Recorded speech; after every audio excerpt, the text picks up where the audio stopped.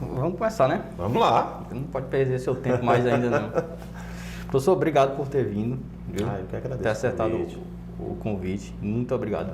Quando eu idealizei esse projeto da Clínica Avançada, eu tive certeza que a primeira pessoa, indubitavelmente, ia ser você, tá bom? É uma honra. Por isso que a gente tem negociado assim já há um tempo, né? Quando sua agenda permitiu, porque eu queria de fato que a primeira pessoa tinha que ser você, indubitavelmente. Então, obrigado, realmente, tá bom? Eu que agradeço o convite. Então, hoje a gente está com o professor Saulo, professor mestre Saulo Araújo de Carvalho. Ele que foi formado pela Universidade Estadual do Piauí, especialista em fisioterapia intensiva do adulto e cardiovascular pela Sobrafi e mestre em engenharia biomédica pela Univap. Atua nas áreas de fisioterapia intensiva, respiratória e cardiovascular, além de ser professor de graduação, pós-graduação, preceptor de residência multiprofissional. Esqueci alguma coisa? Tá ótimo.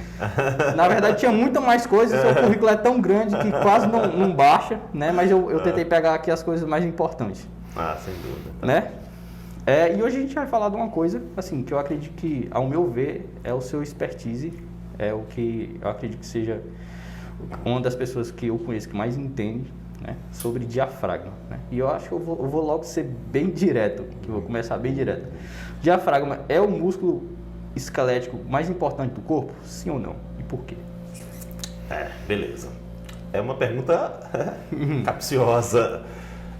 Se a gente for trazer para o contexto de um músculo vital, se a gente fala de musculatura estriada, esquelética, sem dúvida nenhuma, o diafragma é o mais importante músculo orgânico, porque ele é fundamental para um ato vital.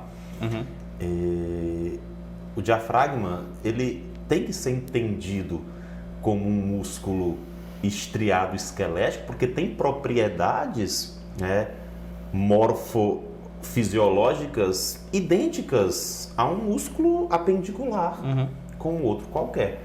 Mas tem particularidades que o tornam um músculo, além de ser singular, importante, que são singulares, que o tornam, que torna para nós, nos faz ter uma necessidade maior de estudá-lo, de compreendê-lo, principalmente os impactos que a sua ação trazem na ventilação pulmonar, que é uma etapa fundamental do ato respiratório. Então, esse é um ponto muito importante para que nós conversemos, para esse bate-papo. É entender que o diafragma, ele não é um músculo simplesmente que vai movimentar uma alavanca biológica convencional, que tem um eixo ali de movimento, tem um braço de força, não um braço muito, um braço de resistência. Existem outros e N aspectos que impactam diretamente na função diafragmática, sobrecarregando ou dificultando a sua ação, trazendo impactos de impedância que comprometem a sua dinâmica. E a gente talvez vamos discutir mais à frente como isso vai impactar, inclusive, na assistência fisioterapêutica no paciente mecanicamente ventilado. Sim. E dentro da tua carreira, quando foi que tu percebeu assim que o diafragma era um músculo diferente, como você falou, singular, e que era um músculo que era importante a ser tratado, ser estudado? Quando a gente focava, essa foi um dos questionamentos que fez com que a gente pensasse muito em ação mais muscular. A fisioterapia é uma profissão que trabalha muito com músculo e de forma, não sei se a palavra seria errônea, adjetivação, ou a gente ainda estava muito incipiente dentro do contexto da terapia intensiva, não tinha uma identidade tão formada, nós ficamos muito presos e atrelados a processos de intervenção e busca por estratégias de terapia em áreas que não eram de domínio específico do fisioterapeuta. Então, se prendeu muito e se deu muito valor, e não quero dizer que não seja valoroso e não seja importante o fisioterapeuta compreender bem o suporte ventilatório artificial, compreender bem a hemodinâmica funcional do doente crítico, compreender toda a fisiologia renal, neurológica, mas a gente esquecia aquilo que é de domínio específico do fisioterapeuta e que é essencial. Funcionalidade. Que é a funcionalidade do paciente crítico. E quando se fala em funcionalidade, se fala em ação muscular. E eu não posso deixar de falar de função muscular diafragmática. E isso me deixou muito preocupado, Brian, quando a gente começou a pesquisar mais profundamente e começamos a ver que uma das principais causas de falência do desmame do suporte ventilatório artificial está atrelada à fraqueza muscular diafragmática. Mas nós temos um percentual que gira em torno de 1 a 2 terços do paciente. Olha só, de 1 a 2 terços dos pacientes que falham no desmame, ele não tem fraqueza muscular respiratória. E por que eles falham? Então isso me deixou muito preocupado. Por que eles falham? Provavelmente a falha não, porque nós temos o hábito de avaliar apenas a força e a endurance. Então a gente lança mão de exames como a manuvacometria e aí a gente consegue avaliar a força. Esse músculo não está fraco, ele não tem fraqueza nem fadigabilidade, ele é resistente à fadiga e ele gera potência. Mas aí se eu tenho uma impedância aumentada nesse sistema, Brian, então nós costumamos avaliar apenas as capacidades e esquecemos de avaliar as demandas.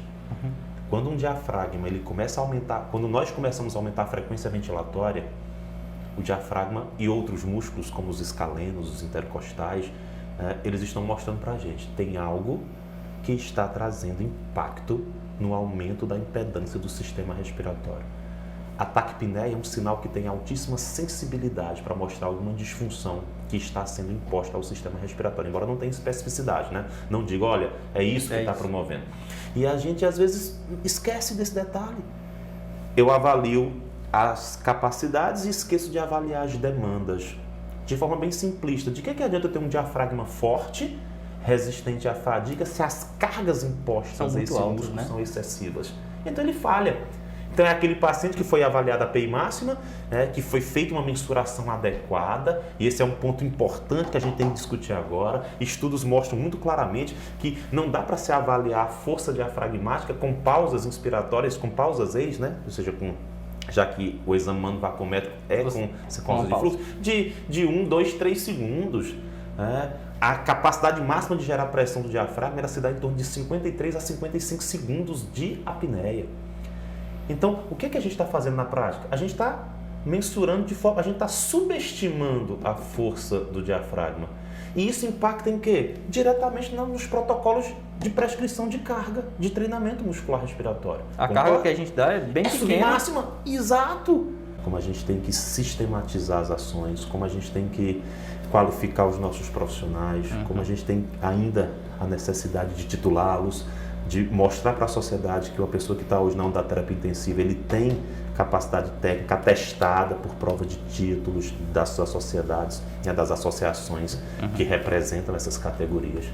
E foi isso que fez com que a gente pensasse na área da terapia intensiva e da pneumologia, da cardiologia, que a gente está seguindo até hoje com muita luta, com muito estudo e dedicação, mas uma área muito prazerosa. Sim. Muito prazer estar dentro dela. Deu para ver que deu tudo certo. Ou não? Sempre tem percalços, né? Sempre tem percalços, sempre tem dificuldades, mas acho que foi um momento difícil, porque nós somos da primeira turma, então o que é que eu vi? Naquela época não tinha essa... se formar e vai para pós-graduação. E eu fui o único que fui embora da minha turma, que saí daqui, que fiquei estudando.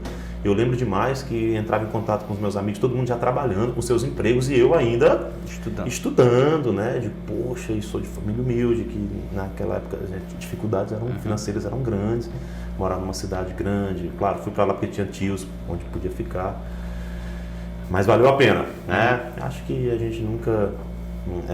tudo que a gente faz com afinco, com dedicação, o retorno vem, né? Dentro daquilo que você almeja, daquilo que você espera. Só, aproveitando esse ensejo, já chegou em algum momento na tua carreira, assim, depois de 2004, que tu deu vontade de desistir dessa área de terapia intensiva? De forma alguma. Não. Sempre vem, eu não sei por qual motivo, mas é muito comum as pessoas às vezes perguntarem ou questionarem: por que você não faz outro curso? Por que você não...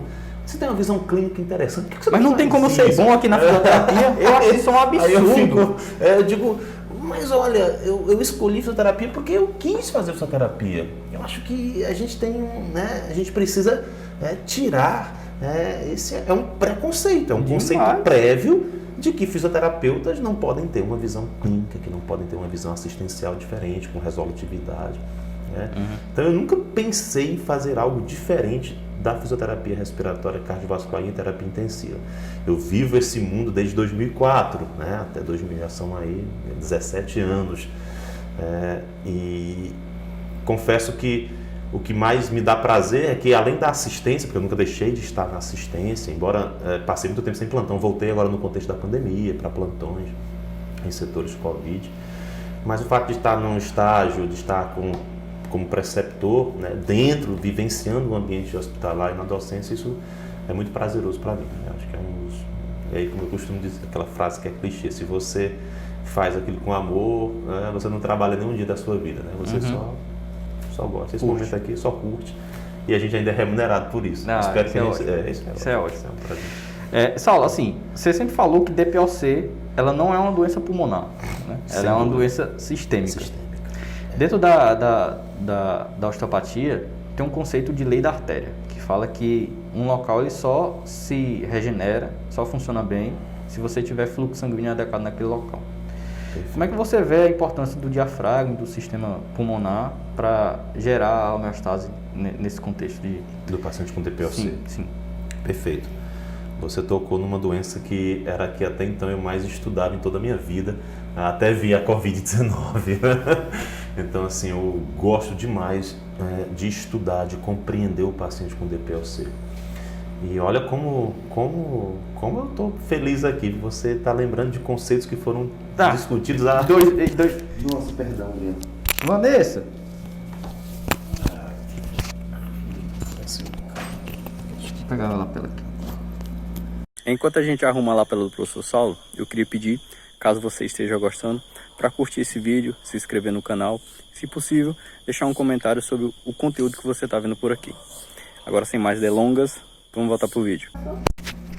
O bom é que a gente corta tudo, viu? Pronto, Sim, você estava falando que grudou.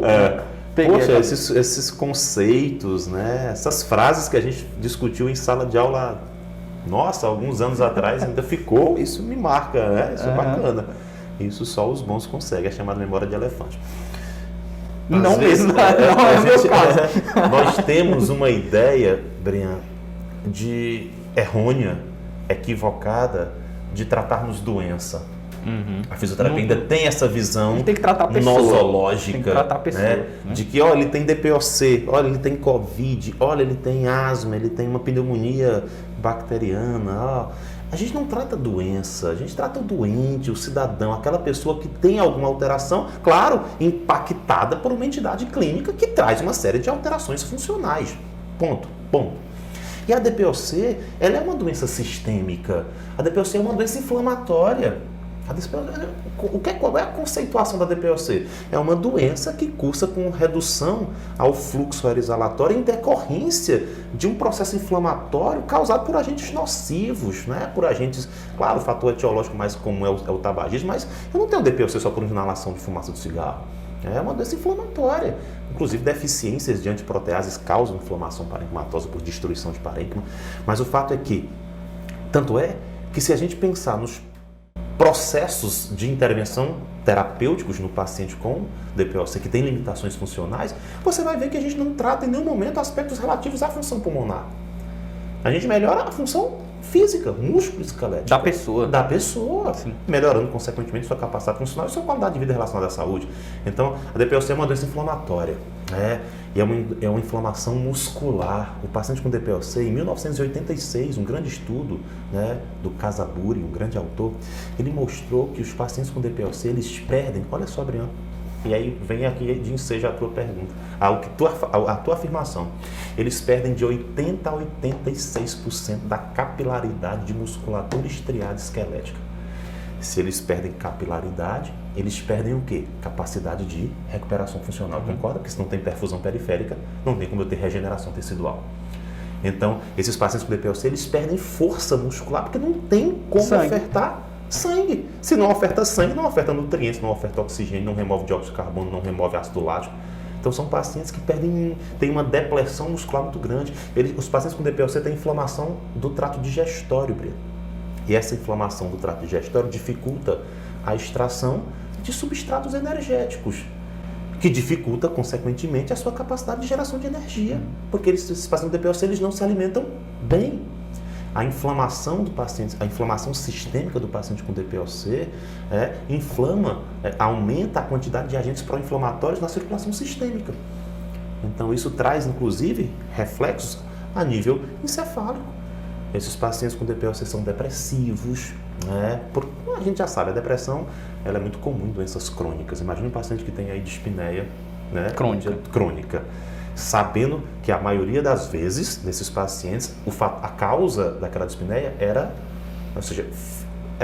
evitável, né? Ou seja, a DPOC é uma doença não curável, mas ela é tratável e é prevenível, né? Então imagina aquele paciente que poderia, né, não chegar àquele nível de comprometimento funcional e tem por algo que ele poderia evitar. Então eles são muito depressivos. Esse é um paciente que tem uma perfusão pulmonar muito ruim, então ele tem destruição não é só das estruturas alveolares, mas do interstício inflamado, o parênquima inflamado. Então a unidade funcional do pulmão, capilar, alvéolo, é inflamado e destruído mesmo.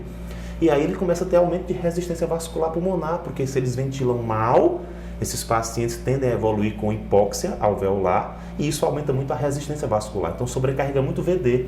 Esses pacientes têm muito aumento de pós-carga de ventrículo direito. Então são pacientes que têm uma disfunção cardíaca também. Então é uma doença. Veja o componente sistêmico da DPOC.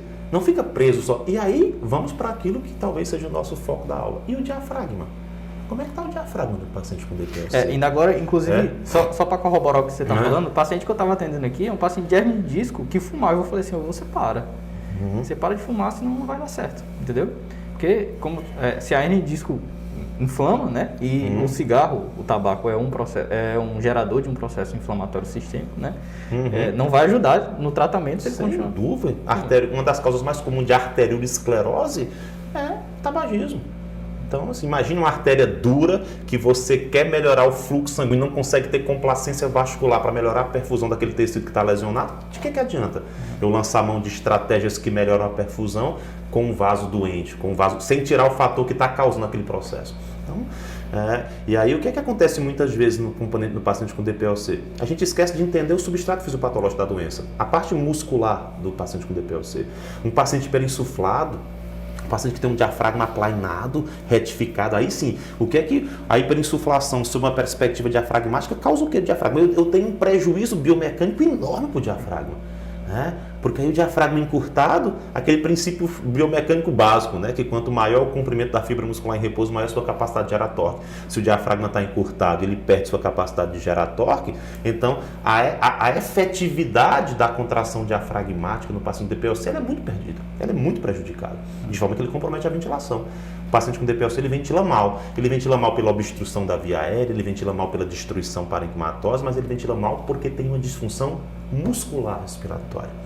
Ele tem uma alteração muito importante de caixa torácica. Então, assim, trabalhar, compreender as causas da hiperinsuflação e tentar minimizar a hiperinsuflação, isso vai melhorar muito a qualidade da assistência.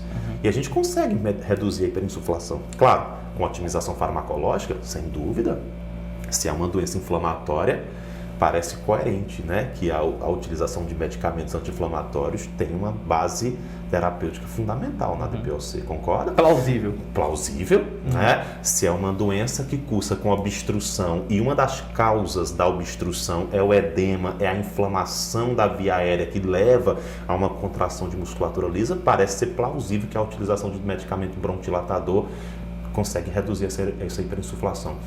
E a função muscular? Será que não existem métodos, né, de manipulação de caixa torácica onde a gente consegue melhorar a performance de um músculo, ou seja, otimizar a sua capacidade funcional, sua capacidade de contratilidade para melhorar a dinâmica e aí diminuir a impedância, né, ou seja, diminuir a sobrecarga imposta a esse diafragma para que esse paciente não precise, por exemplo, de suporte ventilatório artificial em virtude da falência diafragmática? A gente vê que os pacientes com DPOC que tem um grau alto de hiperinsuflação, e a gente usa marcadores para isso, um dos marcadores que a gente mais usa é o VF1, né? O volume que você expira no primeiro segundo, que é uma variável de fluxo, né? Ou seja, é volume não unidade de tempo, que é o marcador mais importante para avaliar a doença obstrutiva, é o fluxo, não é o volume. Pacientes que têm um VF1 muito baixo, são pacientes que têm um prognóstico mais reservado, são pacientes que têm uma sobrevida menor. E hoje nós conseguimos, através de métodos, né, terapêuticos, evitar essa progressão do VF1, consequentemente reduzir o estadiamento para níveis cada vez mais graves da DPOC, porque a gente avalia a gravidade pelo grau de obstrução. Então, se eu conseguir trabalhar isso, minimizando a hiperinsuflação pulmonar, melhorando a função diafragmática, né, eu provavelmente estou impactando em melhoria de qualidade de vida e em prognóstico funcional e sobrevida. E aí tem N fatores que a gente pode estudar e discutir, que poderia ser o dia todinho, mas eu posso correlacionar isso, por exemplo, com a distância percorrida no teste de caminhada de 6 minutos.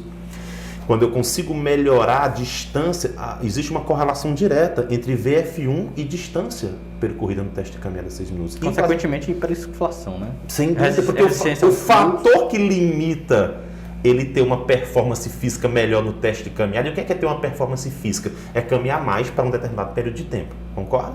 É a hiperinsuflação. Então, minimizar a hiperinsuflação, tratar a hiperinsuflação, veja bem que eu não estou tratando a DPOC, aquilo que a gente falou antes, eu não estou tratando a doença, eu estou tratando os impactos que ela causa.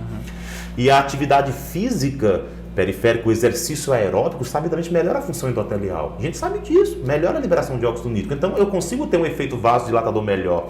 Então, isso impacta na redução da sobrecarga de VD e de VE. Então, eu reduzo o consumo de O2 pelo miocárdio, né, do paciente com DPOC. E a gente pensa, Saulo, mas isso não tem... Isso é muito importante, porque se você reduz o consumo de O2 pelo músculo cardíaco, Briano, de forma bem simplista, sobra mais oxigênio para o próprio diafragma, para a musculatura estriada esquelética, de forma que esse paciente vai cansar menos, ele vai ter uma percepção menor de cansaço. Se ele tem uma percepção menor de cansaço, tanto no repouso quanto no exercício submáximo, como é que tem a qualidade de vida dele relacionada à saúde? Ela vai lá para cima. Né? Então, e a gente consegue isso com exercício físico, né? Com um exercício prescrito, com uma carga adequada, com intensidade adequada, com um tipo de exercício adequado. O paciente de DPOC perde muita força, ele tem uma proteólise muito grande. Por quê? Por agente inflamatório. Né? A inflamação sistêmica e persistente, ela causa uma degradação proteica muito grande. E se a gente pensar, músculo é eminentemente proteína entre esses pacientes. E aí, se esse processo inflamatório não é cessado ou minimizado, Brian, a gente tem um retardo muito grande na proteogênese. Então fica difícil ganhar proteína.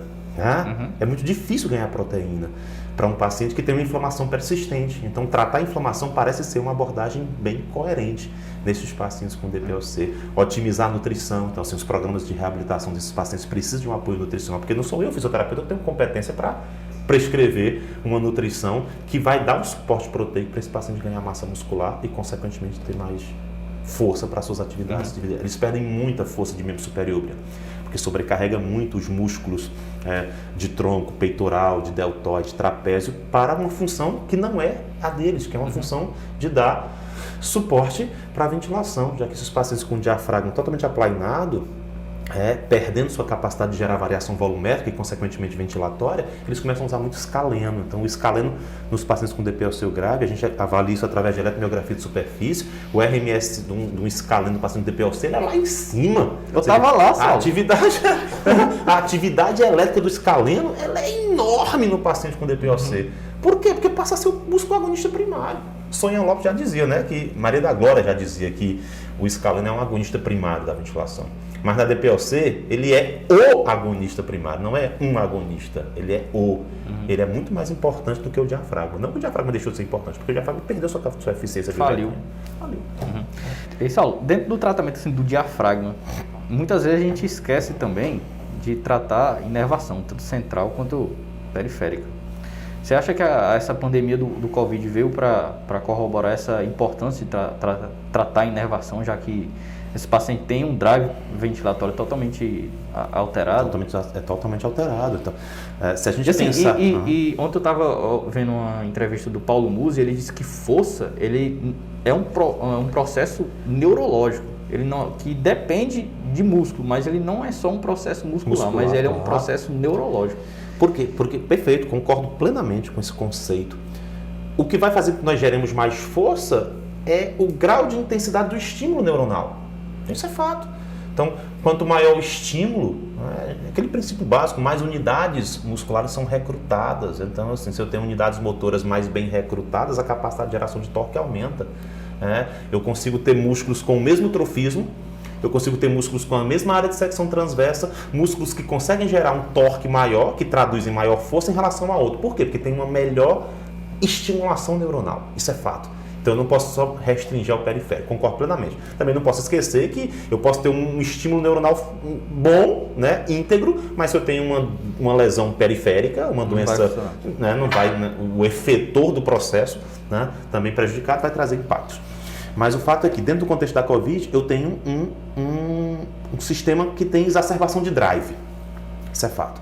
O que é que exacerba o drive ventilatório e, consequentemente, a estimulação diafragmática? Hipoxemia. São pacientes hipoxêmicos, sabemos disso, é um achado clássico, inclusive está associado a pior prognóstico, né?